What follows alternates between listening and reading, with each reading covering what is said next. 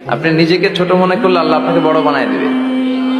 আর যদি নিজেই নিজেকে বলেন আমি বড় আল্লামা, আমি সব জানি, তাহলে আল্লাহ বলবে তোর স্থান হচ্ছে সবচাইতে নিচে, ঠিক কিনা?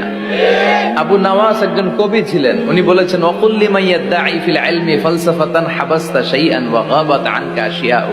কেউ যদি তোমারে বলে যে আমি সব জানি, তুমি দুই আঙ্গুল দেখিয়ে বলো তুমি কিচ্ছু জানো না। আচ্ছা, আপনি যে এত সুন্দর ফর্সা, কে বানালো? হ্যাঁ, আবার আরেকজন যে একটু শ্যাম বর্ণের, তাকে কে বানালো? আপনি লম্বা, কে বানালো? কেউ খর্বাকৃতির, খাটো, তাকে কে বানালো? তাহলে আপনি আকৃতি নিয়ে তাকে যদি ঠাট্টা করেন, আসলে কি ঠাট্টা কি তাকে করা হলো নাকি আল্লাহকে? কারণ আসল ডিজাইনারটা কে? রমাদান যে আসতেছে, আপনাদের ভাল লাগে? রমাদান নাম শুনলেই মুমিন হৃদয়ে বয়ে যায় প্রশান্তির ফল্গু ধারা, ঠিক কিনা? একটা আনন্দ, একটা উচ্ছ্বাস আমাদের হৃদয়ের মধ্যে চলে আসে। রমাদান সাইয়্যিদুশ শুহুর, 12 মাসের মধ্যে সবচাইতে শ্রেষ্ঠতম মাস রমাদান আল মুবারক আসছে।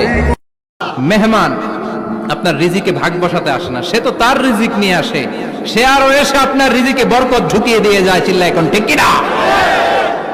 কারণ আমরা বরকতে বিশ্বাসী। বরকত বিশ্বাস করেন? 5 লাখ টাকা মাসে কামাই, ডাইন হাতে বা হাতে, আছে না নাই? হালাল হারাম ইচ্ছা মতো কামাই, মাস শেষে কিচ্ছু থাকে না, এরকম ডাকাইত আছে না নাই? হসপিটালের একটা বিল পরিশোধ করতে 3 লাখ চলে যায়, ঋণের বোঝায় জর্জরিত, রাতে ঘুম নাই, তার মানে বরকত নাই। আরেকজনের বেতন 20,000, কয় হাজার? বাড়ি ভাড়া 6,000, বাজার খরচ 6,000, ছেলে মেয়ের স্কুলের বেতন 6,000, বেড়ায় দান করে আরো 1,000, আরো থাকে। সুবহানাল্লাহ পড়েন। 20,000-এর বেতনের ভেতরে বারাকা ছিল, 5 লক্ষ ইনকাম, 1 টাকাও নাই, ঠিক কিনা? আমরা এবার জান্নাতে ঢুকবো। সব জান্নাতীদেরকে নিয়ে আল্লাহ তাআলা বলবেন, ও ফেরেশতারা, আমার জান্নাতীদেরকে তোমরা জান্নাতে নিয়ে যাও। ফেরেশতারা পেছন থেকে সবাইকে নিয়ে জান্নাতে ছুটবে। জান্নাতীরা আনন্দের চোটে ছুটবে আর ছুটবে।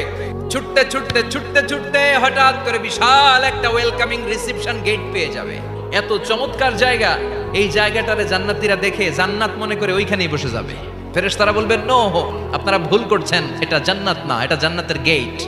জান্নাতীরা আবার এই জায়গা ছেড়ে হাঁটতে শুরু করবে। হাঁটতে হাঁটতে হাঁটতে হাঁটতে দ্বিতীয় ওয়েলকামিং রিসেপশন গেটের সামনে এসে, যে এইটা তো জান্নাত না হয়ে পারেই না, কারণ এইটা আগেরটার চেয়ে অনেক বেশি সুন্দর। ফেরেশতারা আবার বলবে, you are absolutely wrong man.